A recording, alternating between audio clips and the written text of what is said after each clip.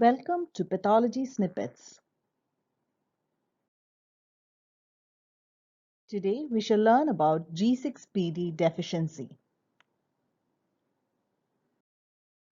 Enzymopathies or red cell enzyme deficiency diseases may be related to defects in the HMP pathway or due to defects in the Embden-Meyerhof or the glycolytic pathway. Glucose 6-phosphate dehydrogenase or the G6PD deficiency is the most common deficiency related to the HMP pathway. This is due to defect of the G6PD gene, which is located on the X chromosome. Like all X-linked diseases, they also commonly manifest in males, wherein females are only carriers of the defective gene. This is because males have a single copy of the X chromosome, and when that carries the defective G6PD gene, males manifest with symptoms of the disease, whereas in females, they have two copies of the X chromosome. Hence, when one chromosome has the defective G6PD gene, the other X chromosome remains normal, and hence females remain carriers of the defective gene. However, this is not always true. When you have inactivation of an X chromosome, females also can present with symptoms of G6PD deficiency. Red blood cells are constantly exposed to endogenous and exogenous oxidants that can damage them, notorious of this being the free radicals. The red cells also have adequate supply of reduced glutathione within them that protects them from these oxidants. Reduced glutathione is derived from the HMP pathway. To have a constant supply of reduced glutathione, we need NADPH, which is obtained from conversion of glucose 6-phosphate to 6-phosphogluconate by glucose 6-phosphate dehydrogenase enzyme. The reduced glutathione within the red blood cells inactivates these free radicals and gets oxidized in return. Abnormalities affecting the enzymes needed for glutathione synthesis makes the RBCs vulnerable to oxidative stress. Now, what are these stress factors? These could be drugs like primaquine, sulfonamides, nitrofurantoin, high doses of aspirin or vitamin K. It could also follow ingestion of fava beans leading to a condition called favism. Recurrent infection with bacterial and viral microorganisms can cause excessive production of free radicals within the macrophages. These free radicals oxidize the hemoglobin and precipitates it to form the Haynes bodies. This process is irreversible. The Haynes bodies cannot be demonstrated by routine stains like the Romanovsky stain. They are demonstrated using the supravital stains like the new methylene blue and the brilliant cressyl blue. These Haynes bodies containing RBCs eventually enter into the spleen. In the spleen, these red cells containing the Haynes bodies are identified by the splenic macrophages. The splenic macrophages bites off a portion of the red cells and leaves behind an abnormally shaped red blood cell called the bite cell or the degma site. The bite cells are less deformable. Hence, on recirculation into the spleen, they are completely destroyed by these phagocytes, leading to extravascular hemolysis. Clinical manifestations of G6PD deficiency can be variable.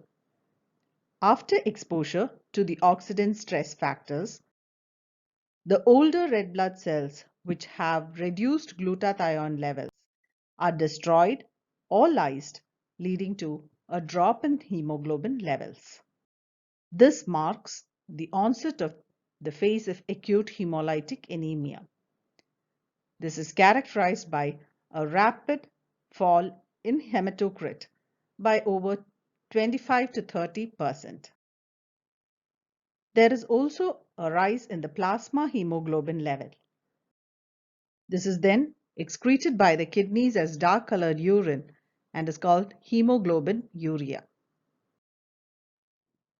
The heme released from the hemoglobin gets converted into unconjugated bilirubin and presents with jaundice. Haptoglobins are protein molecules that binds to the free hemoglobin. The excess free hemoglobin that is released from the fragmented red blood cells binds to the haptoglobin, resulting in fall in the serum levels of the free haptoglobins in G6PD deficient individuals. Haines bodies are seen during the first 1 to 2 days following exposure to oxidants. This phase is called the Haines body hemolytic anemia. After this, the Haines bodies are removed by the splenic macrophages, leaving behind the bite cells and the fragmented red blood cells. G6PD deficient people present with transient episodes of hemolysis following exposure to the oxidant stress. This is usually self-limited. Following the acute phase, the hemoglobin levels become normal. However, the overall red cell survival remains shortened. Severe enzyme deficiency can cause persistent hemolysis, and this is called a phase of chronic hemolytic anemia. Infants with G6PD deficiency present with jaundice and may lead to kernicterus. Breakdown of the red blood cells and inadequate conjugation of bilirubin by the immature liver causes high levels of circulatory unconjugated bilirubin. This unconjugated bilirubin is neurotoxic. Hence, G6PD is a preventable cause of mental retardation as well. Neonatal jaundice is more common in infants with UDP-GT1 mutation. 400 different genetic variants of G6PD deficiency has been reported with 186 precise mutation. The World Health Organization classified variants based on the residual enzyme activity and disease severity. Class 1 is the most severe variant, which presents with chronic hemolysis even in the absence of any triggering factor. Class 2 and Class 3 has marked enzyme deficiency with no features of chronic hemolysis. Class 4 is wherein the enzyme activity becomes normal. Class 5 is wherein there is increased enzyme activity. There are few variants with clinical implications. G6PD A negative. Here there is a normal enzyme activity and a decreased half-life of the red cells. The red blood cells, as we know, do not synthesize proteins on its own. The older they get, the progressively deficient they become in its enzyme activity as well as the levels of reduced glutathione supply. This renders the older red blood cells more sensitive to oxidant damage. The marrow, however, compensates for the anemia by increasing its production of new red cells with adequate levels of G6PD. Therefore, hemolysis in these cases is less severe. In other variants such as G6PD Mediterranean, which is found mainly in the Middle East, the enzyme deficiency and the hemolysis that occur on exposure to oxidants is more severe.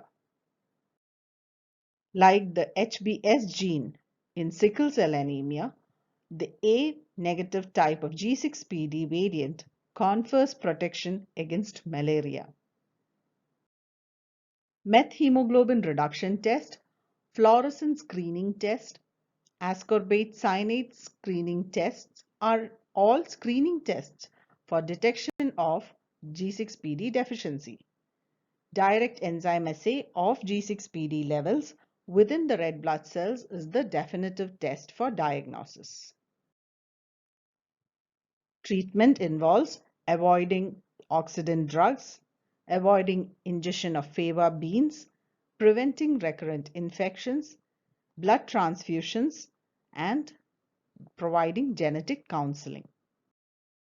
G6PD deficiency and pyruvate kinase deficiency are the most common causes of hereditary non-spherocytic hemolytic anemia. With this, we come to an end of today's topic. Thank you.